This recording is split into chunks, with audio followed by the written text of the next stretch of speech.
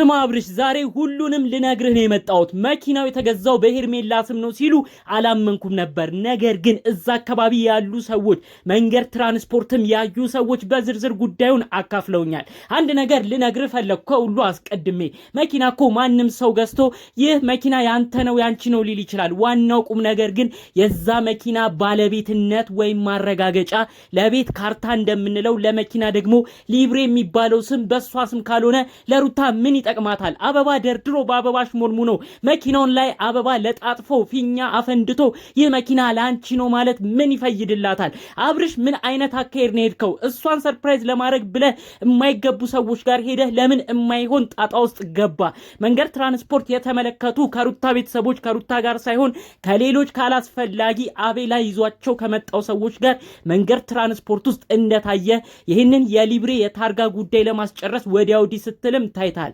በዛ ቀን ላይ ሄርሜላ ከናንተ ጋር ምን ትሰራለች? እኛኮ ቀድሞ ጭምጭምታውን ሲነግሩን አረ ይሄን ነገር አጣሩ፣ መኪናው የተገዛው በሩታ ስም አይደለም፣ ጉዳዩ በሄርሜላ ስም ነው፣ ዝም ብሎ ነው ለታይታ ፊኛው ተደርድሮ ሩታንኪ መኪና ተብሎ የተሰጣት፣ ጉዳዩ ከጀርባ ብዙ ጣጣ አለው ሲሉ አላመንም ነበር። በውስጥ ግን የሚልኩልን ሰዎች መረጃ የሚያደርሱን ሰዎች መንገድ ትራንስፖርት ከሄርሜላ ጋር አይተውሃል። ይህን ጉዳይ በዝርዝር ነው ምነግርህ። ሄርሜላስ ብትሆኚ ምንም ቢሆን ለምንድን ነው በእንደዚህ አይነት መልኩ እነዚህ ሰዎች ላይ መግባት የፈለግሽው? በተለይ 2 ሚሊዮን ብር በላይ የሚያወጣ ስዊፍት መኪና ባንቺ ስም ለማስደረግ ለምን ፈለግሽ? ይሄ መረጃስ የማይወጣ የማይደርስ ይመስልሽ ነበር?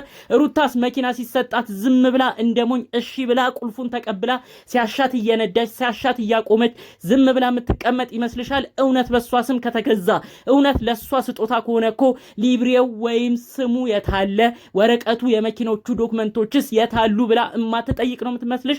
አንዳንዴ ጉዳያችሁ የምትሰሩት ደባ ሌላው ሰው የማይነቃበት የሚመስላችሁ ነገር ያናድዳል። ከዚህ ጉዳይ ጋር ተያይዞ መንገድ ትራንስፖርት ስለተፈጠረው በዛ ቀንም ተዋክበው ስለሄዱበት ጉዳይ በዝርዝር አሰማችኋለሁ።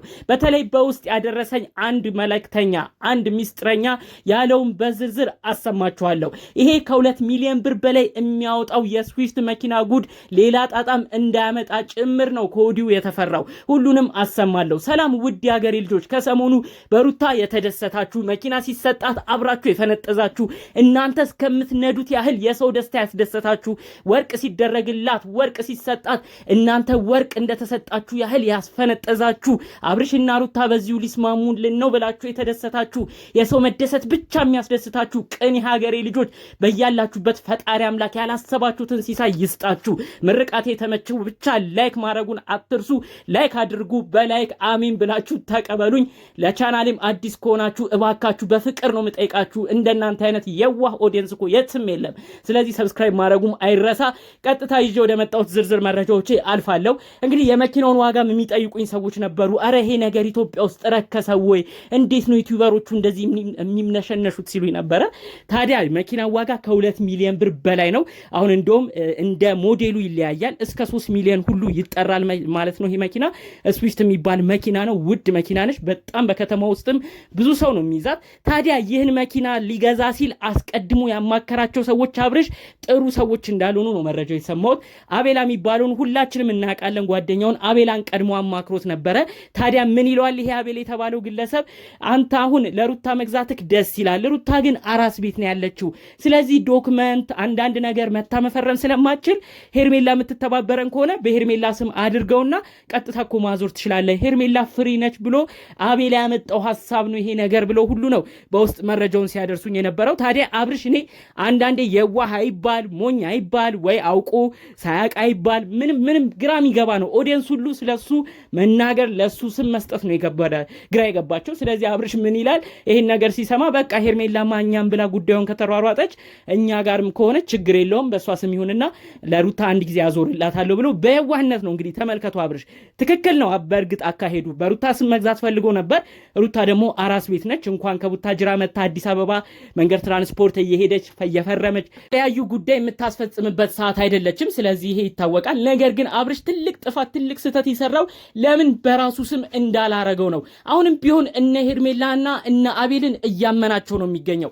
ለምን ይሄን ስህተት ሰራ? በጣም ብዙ ሰው ያናደደው ቀድሞ ይሄ መኪና ባንቺ ስም አይደለም መረባክሽ አጣሪ እያሉ ብዙ ሰው መልእክት ሲያደርሳት ነበር፣ ብዙ ሲናገራት ነበር። እንደውም ብዙ ሰው በቪዲዮ ፈርቶ ነበረ። አረ ባሁን እንኳን ቪዲዮ ሲመጡ ሩታ ይሄን መረጃ ሰምታ ይህ መኪና በኔ ስም አይደለም ብላ ከአብርሽ ጋር ድብልቅልቅ ያለ ጦርነት ውስጥ ይገባሉ። አረ ጉድ እየተባለ ብዙ ሰው ፈርቶ ነበር። ነገር ግን መኪናው ሳይሰማ ጭራሽ ከዛ በኋላ የተሰጣት ወርቅ በሄርሜላ ስም እንደተገዛ ሄርሜላ የላከችው ስጦታ እንደሆነ መረጃው ተሰማ። ይሄን ስትሰማ እንዴት ሆና ሩታ ወርቁ ይመለስ ስትል እንደነበረ አብራችሁ የተመለከታችሁት የሰማችሁት ጉዳይ ነው። አስቡት እንግዲህ ለወርቁ እንደዚህ ሆነች፣ መኪናው ደግሞ ጭራሽ በሷ ስም እንዳለ ስትሰማ ምን አይነት ነገር እንደሚሰማት ለማወቅ ይከብዳል ብዬ አላስብም። ከዚህ ጉዳይ ጋር ተያይዞ አሁንም ቢሆን አብርሽ እባክህ ንቃ። ሄርሜላም አቤልም አብረው ነው የሚሰሩት፣ አንተ ፊት ነው የሚያስመስሉት እንጂ ሁለቱ ተያይዘው በጣም ከባድ ነገር ውስጥ ነው እየሄዱ አንተንም ወደ ቁልቁለት የሰደዱ የሚገኘው። ስለዚህ አሁንም ቢሆን ነቅተህ ይሄንን ጉዳይ አስጨርሰ፣ ቢቻል በወንድም ስም አርግ፣ ቢቻል በሃይሚ ስም አርግ። ለምንድን ነው ሄርሜላም በዚህን ያህል መጠን ማመን የፈለግከው? አሁን እኮ በሷ ስም ሊብሬው ሆነ ማለት ትንሽ ነገር በቃ ካበሳጫት በአንተ ላይም የእውነት ተስፋ እየቆረጠች ከመጣችና ይሄ የምትለማመጥላትን ነገር ለሷ መሪት የምትሆንላትን ነገር መቀየር ከጀመርክ ባንዴ ነው ውክልና ወስዳ ይሄንን ነገር ሸጣ ጉድ የምታረጋችሁ። እንዴት ነው የምታስበው አብርሽ? መኪናው እሷ ጋር ብቻ ስላለ ሩታ ቤት ብቻ ስለተቀመጠ ሩታ ግቢ ብቻ ውስጥ ስላለ የእውነት መኪናው ምንም የማይሆን ነው የሚመስልህ? ዋናው ቁም ነገር እኮ ያለው ሊብሬው ነው። መኪናው እኮ የትም መቀመጥ ይችላል፣ የትም መነዳት ይችላል። አንድ ነገር እኮ ቢሆን ሄርሜላ የመሸጥ መብት አላት። ምክንያቱም ሊብሬ በሷ ስም ወጥቷል፣ ሊብሬ በሷ እጅ ውስጥ አለ። እንዴት ነው አንተ የምታስበው? እንዴት ነው በዚህን ያህል ደረጃ ለሰው ያለ ሀመኔታስ እየበዛ በእንደዚህ አይነት ጉዳይ እየገባህ የምትገኘው? ይህን ጉዳይ የቅርብ ሰዎች ራሱ ሲሰሙ ምን ሊሉ ይችላሉ ብለህ እንኳን እንዴት አትጠረጥርም? እኛ እያለን የቅርብ ሰው እንዴት ነው የውጭ የሚያማክረው እያሉ ነው ብዙ ጊዜ ቤተሰቦች የሚያዝኑብህ። በተለይ አባትህ ደጋግመው ጋሽዬ በብዙ ነገር ተናግረዋል።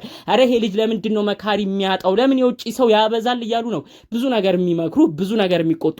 አሁን ደግሞ አቤላን ያማከርከው ነገር ጭራሽ ቁልቁለት እንደሚያመጣ እኛ ከወዲሁ እየተናገርን ነው። እባክህ ይሄ ነገር ከባድ ጣጣ ከባድ ጦስ እንዳያመጣብህ እኛ ከወዲሁ መልእክቱን እያስተላለፍን ነው። አብህን ጠፍ አድርገህ አንተ ገዛኸው ገንዘቡን አንተ አወጣኸው ማለት ያንተ ነው ማለት አይደለም። ሊብሬው በእናንተ ስም እስካልሆነ ድረስ ሊብሬውን ነገር እባክህ አብርሽ ነቃ ብለህ የተባሉትን ጉዳዮች ወደ ራስህ መለስ በማለት ጭቅጭቅ ቢመጣ ነገ ጥል ቢመጣ እኮ ይሄ ነገር ሰው ሊክደኝ ይችላል ብለህ በማሰብ እባክህ ይህን ጉዳይ እንደምንም አሁንም ቢሆን ሄርሜላን አስማምተ ስሙን እንድታዞርልህ ወደ አንተ ቤተሰቦች ካልሆነም ወደ ሩታም ቢሆን እንደምንም ሩታን አስመጥተ ወደ እሷ እንዲዞር አድርግ። አለበለዚያ ይህ ነገር ከባድ ነገር ያዳርሳችኋል። ገንዘቡ ቀልድ አይደለም፣ መኪናም ቀልድ አይደለም። እባክህ አብርሽ አሁንም ቢሆን ሰው የምታምነው ነገር ብዙ ነገሮችን ድብቅ አድርገህ የምታማክራቸው ሰዎች ራሱ ለአንተ ጥሩ እንዳልሆኑ በብዙ ነገር እያየን እየተመለከትን ነው። አሁንም ቢሆን እባክህ ንቃ ለማለት ነው ይህን መልእክታችንን ማስተላለፍ የፈለግነው።